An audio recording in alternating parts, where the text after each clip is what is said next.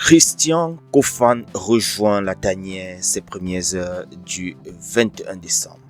La CAF décide désormais que l'Afrique jouera une fois chaque 4 ans la Coupe d'Afrique.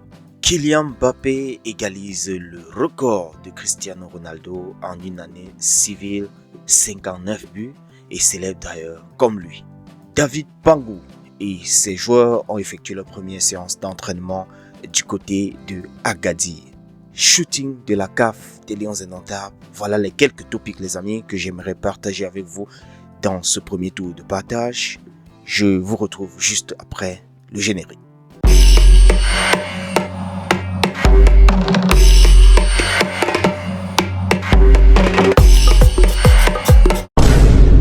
Les amis, bonjour. J'espère que vous passez un très bon dimanche et que vous vous préparez pour ce soir pour le lancement de la Coupe d'Afrique 2025 du côté du Maroc. Christian Kofan dans la tanière. Après avoir longtemps attendu, le jeune attaquant de Bayer Leverkusen est enfin arrivé ce dimanche 21 décembre, jour d'ouverture de la compétition dans la tanière. Il a été donc enregistré aux premières heures et porte comme ça le nombre des joueurs dans la tanière à 28. Une séance d'entraînement est d'ailleurs prévue ce jour à 18h à Anza, n'est-ce pas, une séance qui sera ouverte les premières 15 minutes à la presse. On aura donc l'occasion de découvrir Christian Kofan sur les couleurs du Cameroun.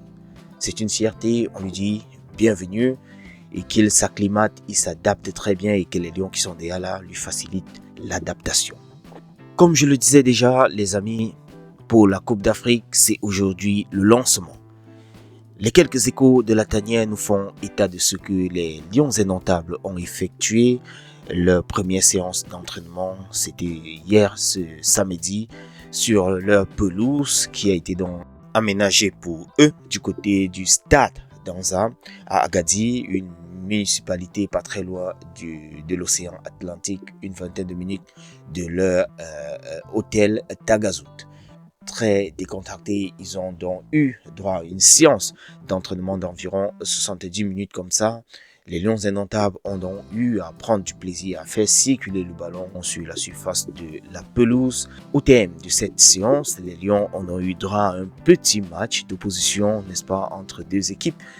Une équipe conduite par Nou Tolo et l'autre côté par Jairzinho Niamsi, avec un score, n'est-ce pas, de 6 buts contre 5 en faveur de l'équipe de Nou Tolo.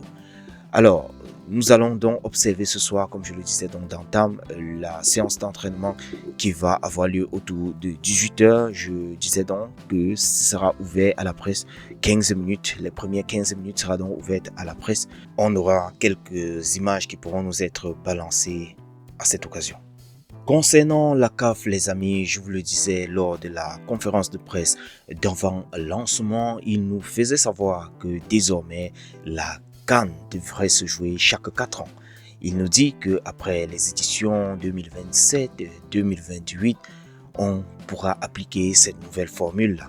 Il nous fait d'ailleurs savoir que à partir de 2029, n'est-ce pas, nous aurons la première Ligue des Nations africaines avec 54 pays et les prochaines Coupes d'Afrique, donc, comme je le disais, vont être après chaque 4 ans, donc en 2032.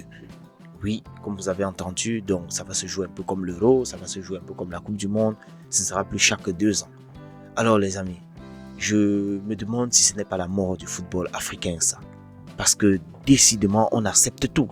On accepte tout. Ceci, ce sont des rumeurs. Du moins, ce n'est même pas que des rumeurs, ce sont des informations qu'on avait souvent eu à entendre, même au moment où le feu Issa Hayatou, l'ancien président de la CAF, qui était là, il avait bloqué ce projet depuis belle lurette, même au temps de Sepp Blatter. On parlait de cela, je vais dire l'ancien président de la FIFA, on parlait toujours du décalage de la CAF à une autre date, du changement du calendrier, et ainsi de suite. Et il n'avait jamais, je dis bien jamais accepté. Mais depuis un certain temps, on voit, tantôt on joue la CAN en été, tantôt on joue la CAN en hiver, en plein décembre, en pleine fête, quand les gens normalement devraient être en train de fêter avec leur famille. C'est horrible. Quand je pense seulement que le 31 décembre, jour de la Saint-Sylvestre, changement de l'année, c'est-à-dire transition d'une année à l'autre, les gars seront au stade en train de jouer, peut-être jusqu'à 23h parce que ça pourrait être le match de soirée. I don't know, les amis, c'est horrible de penser à ça. Alors, qui sommes-nous Africains? Pourquoi on ne s'affirme jamais? Pourquoi on veut toujours subir ce que l'Occident nous donne? Les gars vont maintenir le calendrier de la Champions League, c'est leur business. L'Euro, c'est leur business. La Coupe du Monde, encore là, c'est eux. Parce que depuis un certain temps, on nous a accordé petit 9 places, je sais pas, something like this en Coupe du Monde. Et on va nous enlever tout ce qui nous fait nous réjouir ici en Afrique. Chaque 2 ans, il y a des opérateurs économiques qui gagnent des marchés. Il y a des pays qui n'ont pas des infrastructures, qui sont poussés à développer leur pays. Du moins, c'est pas ça qu'ils attendent, mais c'est une occasion pour eux d'actualiser leur infrastructure. Donc du coup, leur enlever ça et dire ce n'est que qu'à chaque 4 ans que vous allez gagner les marchés, ce n'est que 4 ans que les joueurs africains vont venir jouer la CAN et avoir la chance de pouvoir gagner une CAN. Dites-vous que on dit ça quoi, la carrière d'un joueur africain, ça tourne autour, même pas d'un joueur africain seulement, d'un joueur, c'est au trop 15 ans, pour celui qui est très jeune, c'est 20 ans, les amis. Quand on prend par exemple 15 ans, c'est à peine 4 mandats si jamais il va jouer la Coupe d'Afrique chaque 4 ans. C'est-à-dire 4 fois 4, ça fait 16.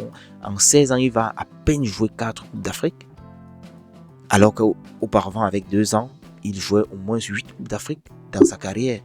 Alors les amis, regardez vous-même ce que ça fait.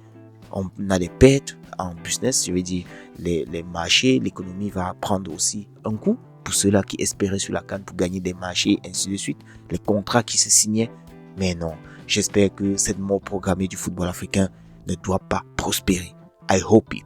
Je vous parlais de Kylian Mbappé qui vole de record en record depuis qu'il est arrivé du côté du Real. Voilà, tout lui sourit chaque fois depuis un certain temps. C'est une bonne chose. Il vient d'égaliser un record de Cristiano Ronaldo de 59 buts lors d'une année civile. Pour Cristiano, c'était en 2013 et lui vient en 2025 avec 59 buts. Alors, ce qui a été particulier, c'est qu'il lui a fait une petite dédicace, du moins c'est un petit clin d'œil en célébrant ce but-là à la manière de Siou de Cristiano Ronaldo comme vous le connaissez. Bref les amis, voilà, c'est ce que je voulais vous partager également pour ceux qui n'ont pas encore eu vent de cela.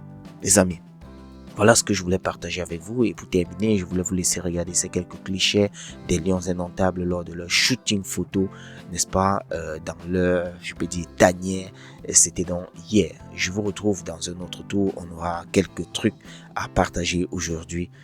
En tout temps, je vous souhaite un bon dimanche, les amis. On est ensemble. Ciao, ciao.